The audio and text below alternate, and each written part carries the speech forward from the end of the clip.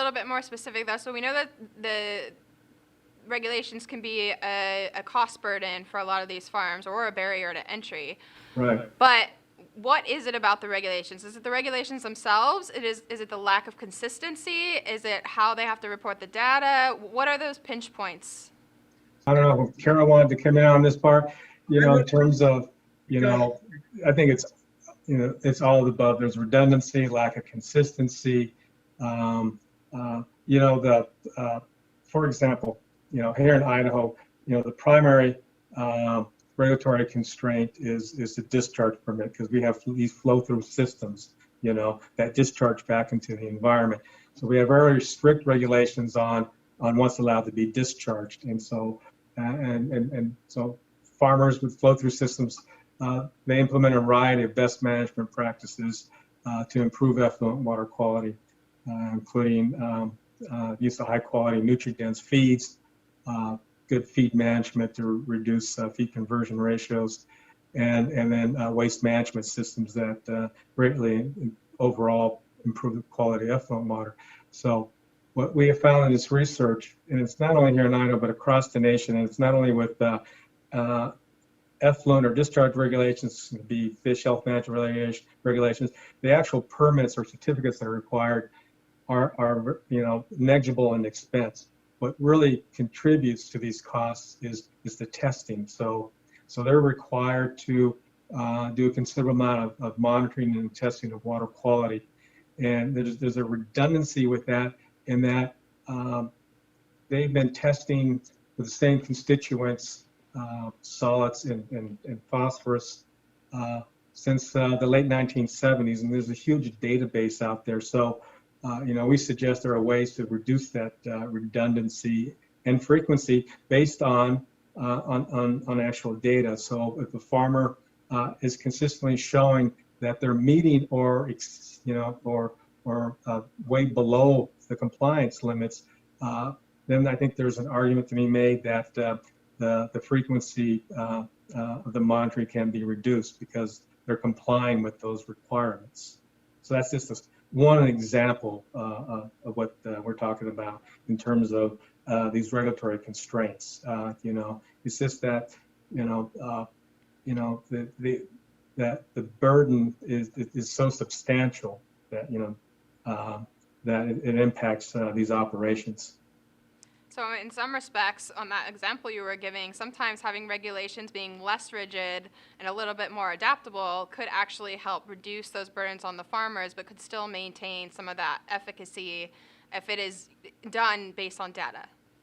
Right, because it's based on the data, correct? There's, like I said, there's a large database, and there has been movement within this last year by EPA at the national level to look at that particular issue in terms of the redundancy and frequency of monitoring on these discharge permits. And Carole, did you have anything to add to that I would like to. I've spent the last 6-7 years spending a lot of time on this issue, and we are now looking at 5 other sectors collecting the data, farm level data right now, to look at the same thing.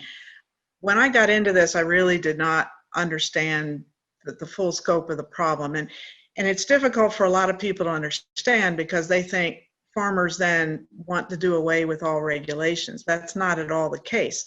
The family farmers are law-abiding individuals. They abide by the law. They recognize the need for law. They want an orderly society.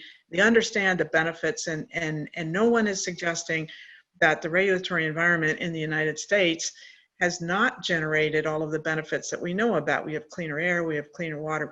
That's not what this is about. The issue is not the laws themselves, and this is very important, and it's also a little bit difficult to articulate exactly what the issue is, but it's not the laws themselves. What I did not fully understand is how these processes work in a country as complicated and complex as the United States. And it works in all kinds of different ways depending on what the regulation is. But as a broad example, a federal law might be passed, for example, and then there's a state agency in every state in the 50 states, and in a country like ours that does have a very strong emphasis on states' rights, where we don't have this centralized government that rules everything.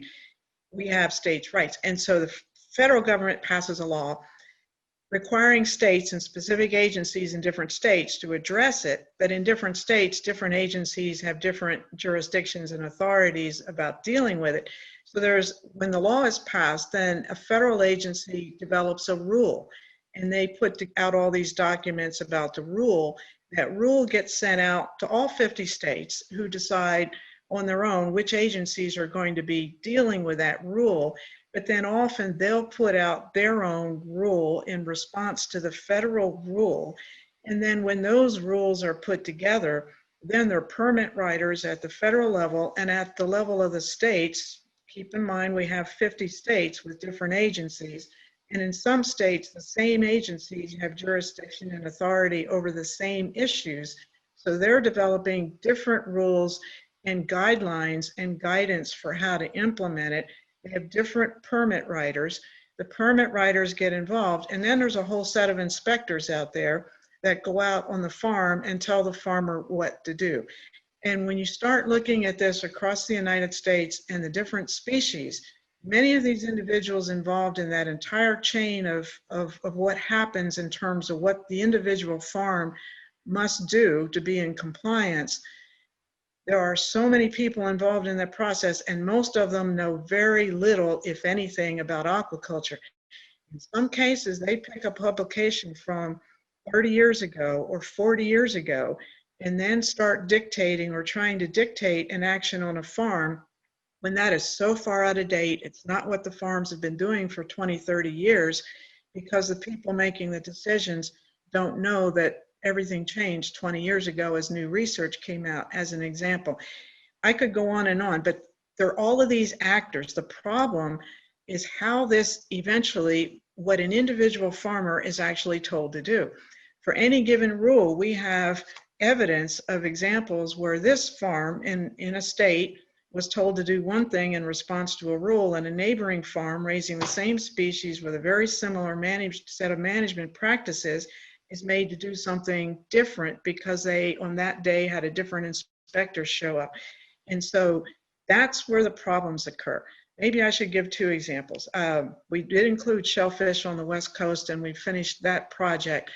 For example, one of the things that they have to spend a lot of time doing with shellfish is measure the temperature, because that's very important in terms of the food safety.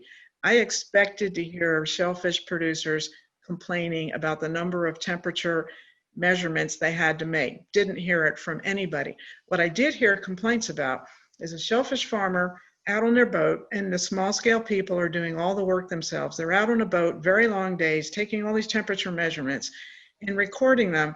The complaint was they had to record them on 3 different forms. They're out on their boat, out on a boat, a small boat, recording this on 3 different forms, and then go back after a long day on the water and enter it on a computer on 3 different websites in 3 different forms. And then if they're tired and make a mistake, there are penalties and they're reprimanded and other things like that. The exact same data, 3 different forms, 3 different ways, for example.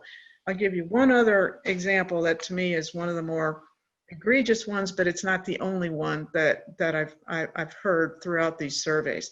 There's a particular farm, small scale farm, out in a rural area, working hard to raise fish, raises beautiful fish, is doing things well, but small scale.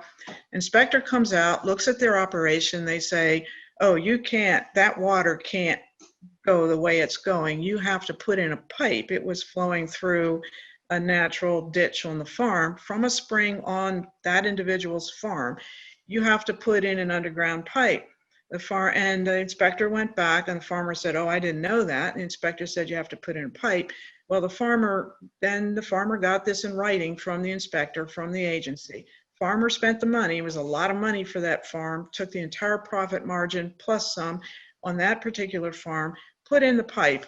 A month later, somebody else came from the enforcement division, same agency, but from the enforcement division, with a sidearm, on them, came out and said, you've committed a felony violation of the Clean Water Act, and that underground pipe you put in is illegal. Well, the farmer did exactly what he was told by an inspector from the same agency, and then is told by an enforcement person that they've committed a felony act by putting that pipe in. And so in the end, the farmer took the pipe back out, spent a lot of money taking the pipe out. That farmer was never compensated for putting the pipe in, was never compensated for taking the pipe out. And the information and the instructions were wrong, were incorrect based on the laws and the rules. And in that particular state, there were errors by the inspector and errors by the enforcement individual. But we have a lot of examples of that kind of thing. And that is really what's making it so difficult. So the regulations themselves are not necessarily the issue. It's the lack of collaboration among the agencies, and then a lack of consistency within and among the agencies and how they're enforcing the mandates of these laws. Is that? That's all part of it, but there are other aspects of it too.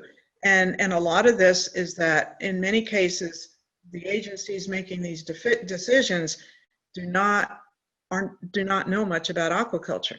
And they don't have the facts, they don't understand it, and they're putting things in place that in many cases don't make a lot of sense. In some cases they do, but in other cases they don't. There's a lack of engagement with people who are knowledgeable, and there are some examples where that engagement really helped a lot. There was an example several years ago with EPA back in the early 2000s when USDA formed a task force to work with EPA, brought in scientific experts, brought in farmers to engage with EPA, and everyone had a lot of meetings and sat down and talked about it. And in the end, I think that rule that came out made a lot more sense. But that's not happening across the board, especially with all these different agencies with different kinds of regulations. If there's time for another example, another one that really comes to mind has to do with aquatic animal health regulations across different states. Individuals who sell live fish to another state have to get an import permit. They're exporting from their state, but the individual states they're selling into call it an import permit that requires a fish health certificate. Well, the specifics of what they have to go through for each individual state that they sell to vary with every state and with every agency. In most cases, those requirements did not benefit from having involvement, engagement from real fish health experts that really understand aquatic animal health issues and diseases. It's a problem. It's a highly technical kind of a thing. There are lots of aspects to that, from epidemiology to the actual pathogens themselves, but there's no consistency. So an individual farm that sells to multiple states is having to repeat test and do additional testing. Sometimes they try to call to find out whether regulations have changed, and the person retired that was in charge of it, and they can't even find out what the regulations are in that particular state. So it's a very complex issue, but it's the way the regulations are being implemented at the farm level. A lot of this could benefit from some engagement with both scientists and producers who are knowledgeable to just sit down at the table and talk for a while about the realities, but really listen to each other and talk about it could alleviate a lot of this, as well as the things that you mentioned, Kim, as well. So it doesn't necessarily have to be more legislation to address this. It could be as simple as just doing a better job of getting the right people in the room and at the table to have these conversations and move forward. That would help if people are willing to listen. Right. And you know, I spent the majority of my career working with officials from EPA and Idaho DEQ to provide information and to educate them on how these flow-through aquaculture systems operate, and to facilitate engagement with producers and these officials so they're more knowledgeable when they do sit down and start writing these discharge permits, or if they're an inspector or compliance officer visiting a farm, that they have a better understanding of what actually is going on the ground. You know, to give an example of, you know, with compliance, there was a small facility trout farm about 5 miles from the Snake River that discharged into an irrigation ditch, exceeded their discharge limit for total phosphorus by 1 pound, and they were fined like $50,000, whereas a city here in the region had a sewage treatment plant accidentally discharged into the Snake River several 100,000 gallons of untreated sewage, and it went unpunished. So it's this inconsistency and lack of perspective in terms of what is the greater harm to the environment, 1 pound of phosphorus or a sewage treatment plant releasing untreated sewage into the river. It may not take legislation, and at a local level, it may be very useful if you're getting the right people in the room and you have two-way dialogue where not only are they talking at each other, but they're also taking it in and actually listening. But one of the arguments that I have heard from various agency staffers is that at the end of the day, if we're talking about interagency collaboration, that if they're not mandated to collaborate on a specific issue and it's not an issue that's high on their priority list, they actually may not even show up at the table. So may there be a role for some top-down push, whether that's legislation or some other mechanism, to require stronger collaboration among some of these agencies? Is there a role there for them to play? I'll let you guys decide who wants to jump in on this. So, yeah, I think, if you look at the federal level, there are numerous agencies that have various authority over aquaculture in the United States. Then you get down to the state level, and you look at all the different agencies that have some sort of regulatory authority over aquaculture. It gets very complex and very confusing. And I think certainly, I think it would benefit if there was, if that authority at the federal level was more streamlined, in terms of who does what, and then also in terms of there needs to be, education amongst and engagement and collaboration amongst those federal agencies, so they can work together. Because as Carole said, with just on the ground level, between that inspector that says you got to put in a pipe and the compliance officer says no, you violate the Clean Water Act, you got to take out the pipe. In the larger picture, you see essentially the same thing going on with these federal agencies, and state agencies.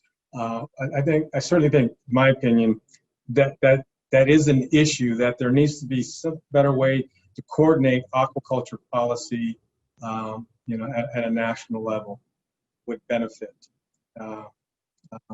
aquaculture producers in the United States.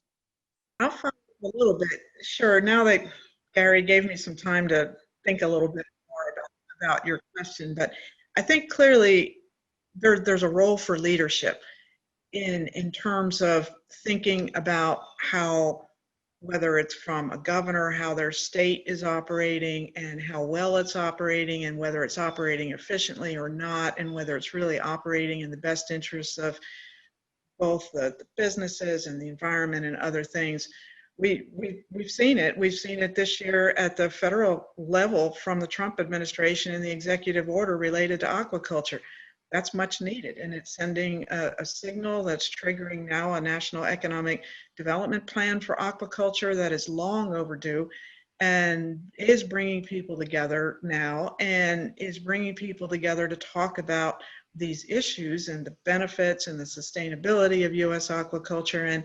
And so when you have leadership, I'll go back to my years in Arkansas as well, and I don't just want to call out individuals or anything like that, but Arkansas has a long history of having a strong aquaculture industry, and it was really insightful for me to watch how they handled issues and conflicts and other sorts of things. And it didn't take a law to do that. In some cases, maybe laws are needed or additional rules. But if you require agencies to work together, I've seen in other states that agencies just use that as a way to delay and block permitting. Because if you're required to have everybody look at it and it's done in a sequential way, it may take 2 or 3 times as long to get anything through if they're required to do that. But when there's leadership in Arkansas, there was a structure where the governor had regular monthly meetings of the heads of their different agencies. They had different presentations. And I was able to attend a number of those, or had the opportunity to attend those, and have always been impressed by it because they really did talk about issues in the state, and they talked about how to deal with it, and they talked about how to interact as agencies. And then what I saw is because the agency heads were meeting every month and they really talked about issues, and the state aquaculture coordinator talked about aquaculture issues at the same time. When there was a real conflict that came up quickly, those individuals would get on the phone with each other and they would work it out, and they would talk about it, and they would get with the state aquaculture coordinator who was very familiar with aquaculture in the state. That position is within the Arkansas Department of Agriculture, that understands agriculture and understands fish farms in the state. And they would very quickly resolve some of these issues. So there was never a law, there was never a specific mandate that they worked together, but the governors, and it wasn't just a specific governor, the whole series of governors that supported this concept of having their agency folks get together and talk about it and kind of work through these and try to move the state in the best direction for everybody in the state. So I think there are different models for that. And in some places there may be a need for a rule or law, but in other cases it may just be leadership to get the agency directors to get together and work it out. There's solutions if people are really willing to talk about it. So once again, we get into this, there is no one size fits all. I think that's the theme of this talk. So we had started this whole discussion about regulations with the question posed to Gary about the one obstacle for expanding marine aquaculture production in the U.S.